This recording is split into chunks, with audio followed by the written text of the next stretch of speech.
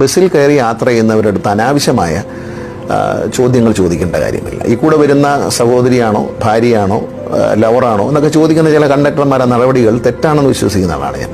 ഒരു സ്ത്രീക്കും പുരുഷനും ഒരുമിച്ച് യാത്ര ചെയ്യാം. അത് ഇന്ത്യയിലെ നിയമം അനുസരിക്കുന്ന ഒരു വികസിത രാജ്യവും പുരോഗമന സംസ്കാരത്തിൻ്റെ ആൾക്കാരാണ് മലയാളികൾ. ഈ അടുത്ത കാലത്ത് ഒരു കണ്ടക്ടർ ഒരു സഹോദരനും സഹോദരിയും യാത്ര ചെയ്യുമ്പോൾ നിങ്ങളുടെ തമ്മിലുള്ള റിലേഷൻ എന്താണ്? റിലേഷൻ അറിയേണ്ട കാര്യം നമുക്കില്ല. നമുക്ക് പാസഞ്ചർ വണ്ടിയിൽ വരണം എന്ന് മാത്രമേ നമുക്കുള്ളൂ. അത്തരം ചോദ്യങ്ങൾ ചോദിക്കരുത്.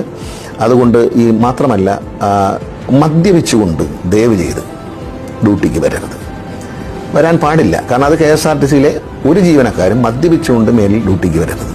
അവിടെ നമ്മൾ ഇത്തരത്തിലുള്ള കാര്യങ്ങൾ ചെയ്ത് നമ്മുടെ വില കളയരുത്. നിങ്ങൾക്കുള്ളൊരു വിലയുണ്ട്.